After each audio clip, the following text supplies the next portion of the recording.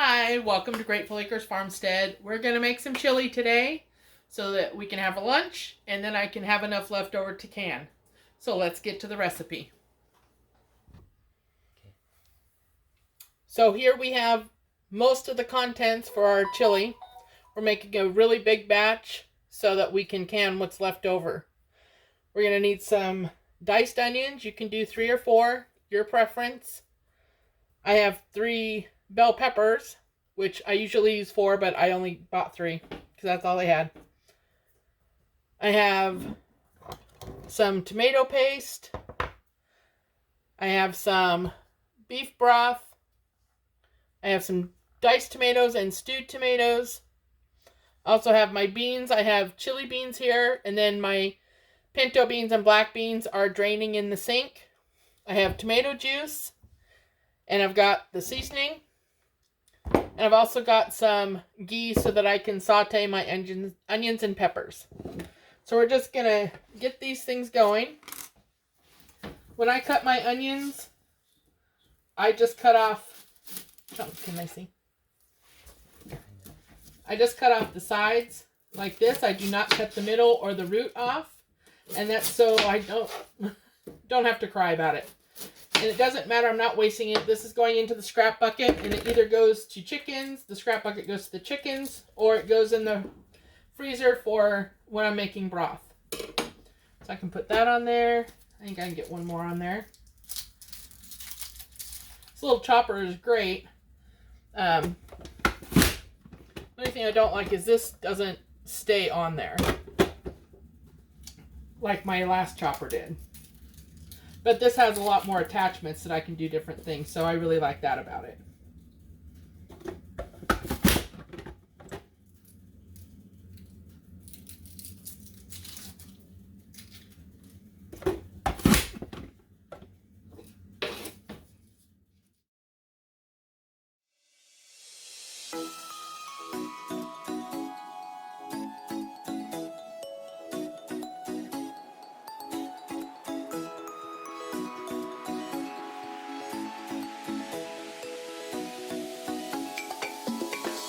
So you can cut the sides off,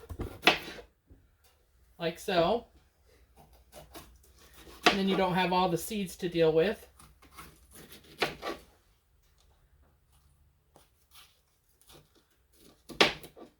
And then just cut the bottom off. And then this can go in, had a little pepper growing in it, into the bucket. And then these will be ready to cut.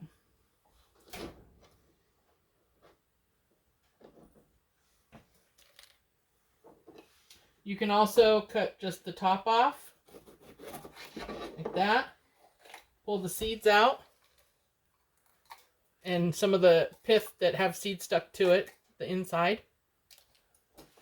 And then you would cut these off. Sometimes you can cut it enough that you can just pop that out. But we'll cut these like that.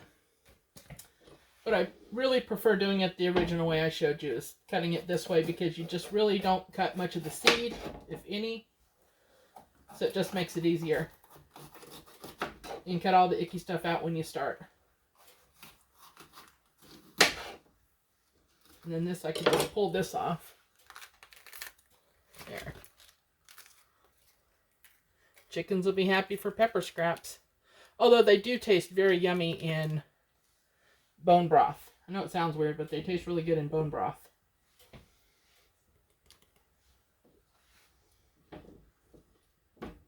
This one had a little pepper growing in it as well. Alright. And I'm just making it small enough to then fit on my chopper.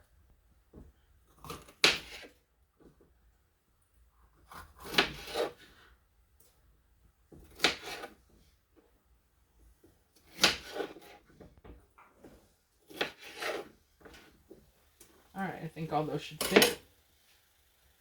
And that's getting warm enough so I can dump the onion in there. That's the onion paper.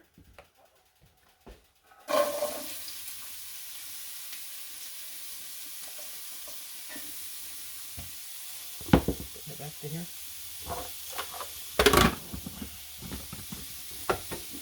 Let's chop these peppers up.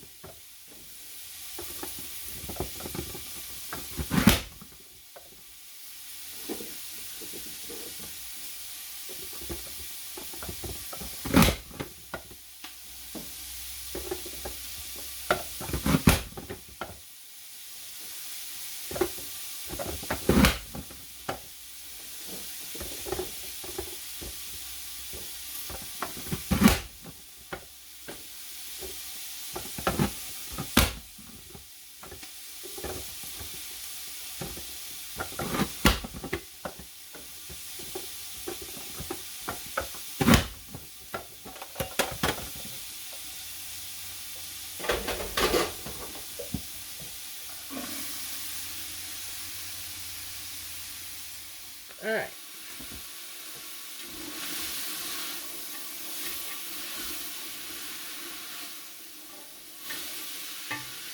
So we're just going to saute these for a quick moment.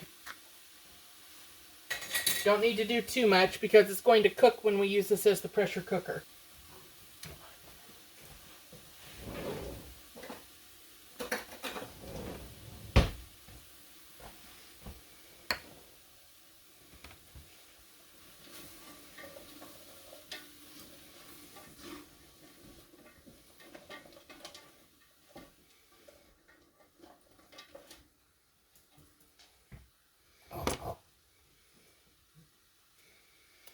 Alright, so we're just going to start adding things. And the reason I'm using my pressure canner as a pressure cooker is because, one, it will cook it very quickly.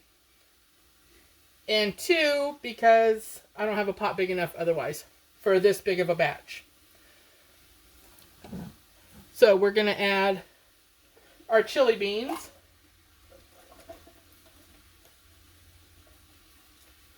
Chili beans is something I really wish I had a good recipe for, but whenever you try to look for a chili sauce, it's like the sweet and sour type chili sauce, not chili beans. Alright, we have 2 cans of diced tomatoes, and this is my recipe. You can change it to what, works for you. So I have 2 cans of that. If you only have diced, don't use crushed. Use stewed, whatever your choice is. And I have 2 cans of stewed tomatoes.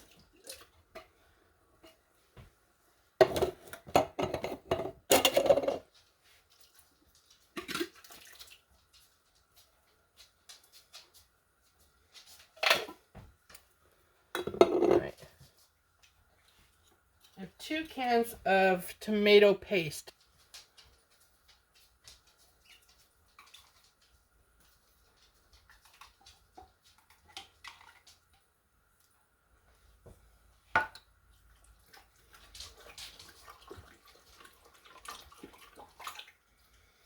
Looking good already.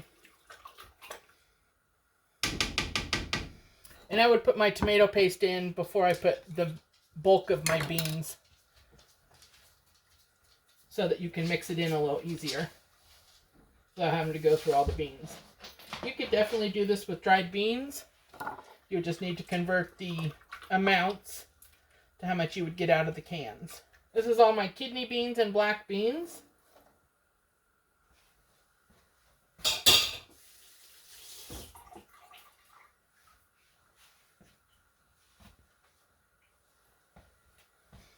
Then I also have some home canned beef broth, and I have some tomato juice. So I know I show this in all my videos, but it's something I'll probably do every video so that people can see it. When you're opening your own home canned foods, you want to put a knife underneath this part of the can opener, because then you're not going to ruin the lid, and you can save it. So if you're doing leftovers, you can put it back in there. Okay. So versus if I don't put the knife under there, it damages your edge a little bit more. This wasn't bad, but it could damage your edge a little bit.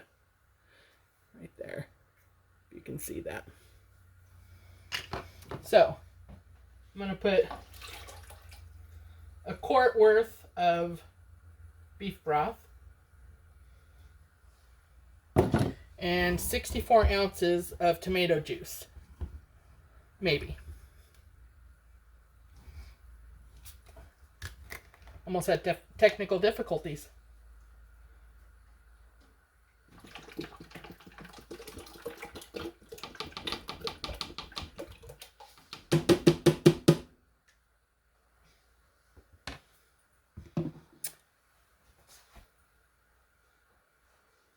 Sorry, I had to dry my hands off.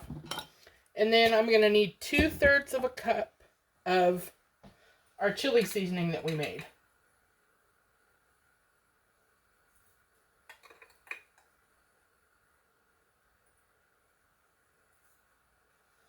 All right.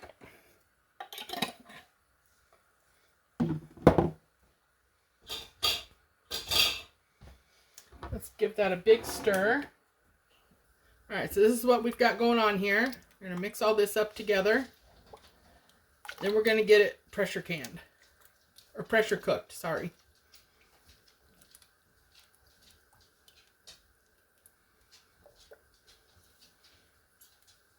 And I'm just going to leave the temperature on the stove what it's at until I get the lid on. And I'll show you the process for using it as a pressure cooker. This is how I do my bone broth, but I do it in my bigger pressure cooker, or my larger pressure canner, so that I can do a much larger batch of broth at the same time, or at one time. All right, man, that looks good. All right, and you do have a max fill line, but it does fit into this because the max fill line is up here. So this is the lid to my pressure canner. I'm going to use it as a pressure cooker today. I also use it as a water bath canner. Why have all the extra stuff if you don't need it? So you're going to make sure that your sealing ring is in there properly. You want to check it for any kind of nicks or gouges out of it. As soon as that's okay, you can put that back in. And it's got like a little lip that it sits under right here. A bunch of them around the sides. Okay, you're going to want to make sure that your safety seal moves freely. This is your emergency pressure lock, I believe, pressure vent. I'll put the name on the screen. This right here, you need to make sure you're going to put fingers on opposite sides, and you're going to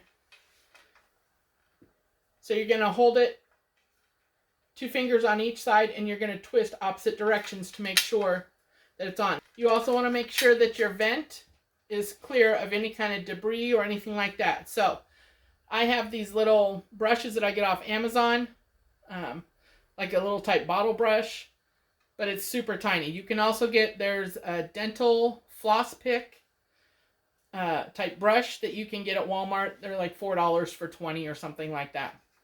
You get those. You're going to want to put it down through there so that you can make sure that it's clear from anything, any buildup on the inside. And you want to make sure that you can see daylight through when you look through there. All right, this is our dial. And we're going to go ahead and we're going to use this as a pressure cooker today. So when I'm going to use it as a pressure cooker, I'm going to sit this on here. So it says close, open with arrows pointing that appropriate direction, and the V, that V matches up with this V. You're going to tighten the lid. Now when you're using it as a pressure cooker,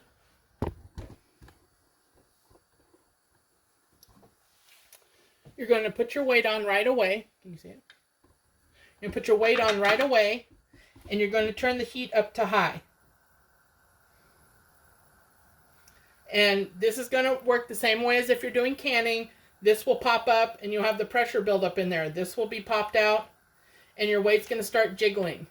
You want to jiggle it at your pounds of pressure for as long as you want. It's really everything in here is cooked, so you're just kind of heating it up to soften the vegetables and cook it all the way through. It takes less time than leaving it on the stove and simmering it for hours.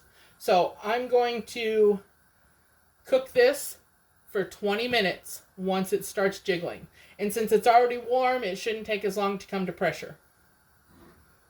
So you can see this kind of jiggling a little bit, steam coming up. It's about ready to pop up. And the safety thing is up. The emergency safety thing is up. So as soon as that comes up and this starts jiggling, this will move to 11 pounds of pressure. And then I'm just going to can it for 20 minutes, or not can it, cook it for 20 minutes. And then I'll turn the stove off, wait for this to fall, this to stop jiggling, and this to get to 0. Take the lid off and have some lunch. Thank you so much for watching today. Please share this video with others you think might enjoy it. Please like and subscribe. Come back next time for another video. Have a blessed week. Bye-bye.